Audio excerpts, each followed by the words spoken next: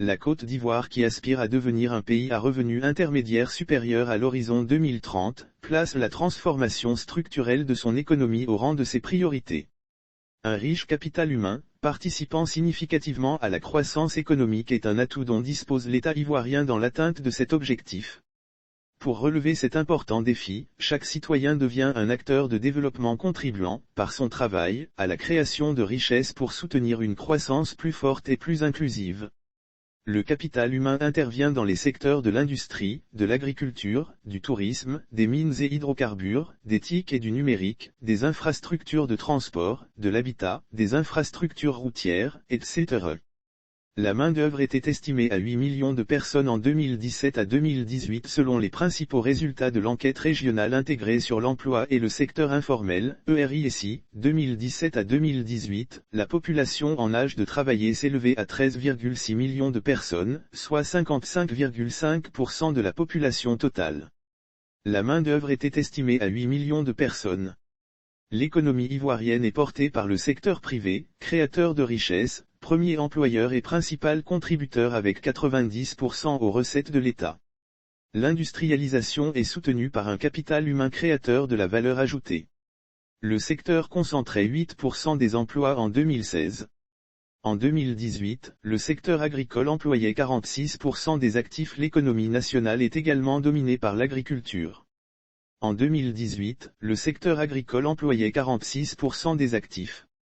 Les femmes y représentent 67% de la main-d'œuvre. Le gouvernement est en train de travailler sur le développement de champions nationaux qui vont effectivement porter toutes les transformations au niveau économique.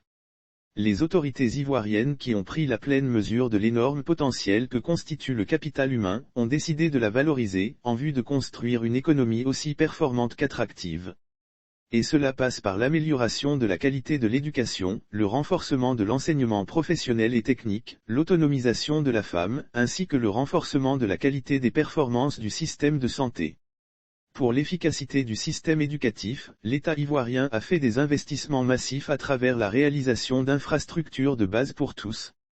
Ainsi, sont prévues sur la période 2021 à 2025, la construction de 12 000 salles de classe du primaire, 7 000 salles de classe du secondaire, 37 centres de formation professionnelle, 28 lycées professionnels. Le gouvernement prévoit aussi le renforcement de l'enseignement professionnel et technique pour assurer une meilleure acquisition de connaissances, de compétences fondamentales professionnelles et fonctionnelles des apprenants. L'école de la deuxième chance, une solution pour la formation du capital humain. Dans ce sens, l'État a mis en place l'école de la deuxième chance. Ce programme vise à l'horizon 2030 à traiter un stock d'1 million de personnes sans emploi ou mal insérées, avec un objectif intermédiaire de 400 000, dans le cadre de la mise en œuvre du PS-Gouv 2 sur la période 2021 à 2024.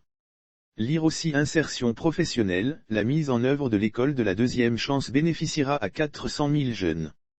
Un programme de construction de 7 établissements de formation professionnelle, d'un coût global de 146,5 milliards de FCFA, répartis sur l'ensemble du territoire national, a été lancé par le Premier ministre Patrick Hatchi le 24 janvier 2022, à Ebimpé, dans la commune d'Anyama. Ce projet, a expliqué Patrick Hatchi, tire son fondement dans le fait que la Côte d'Ivoire a besoin aujourd'hui de techniciens et d'ingénieurs pour accélérer la marche de son industrie, de ses entreprises et celle de son marché de l'emploi.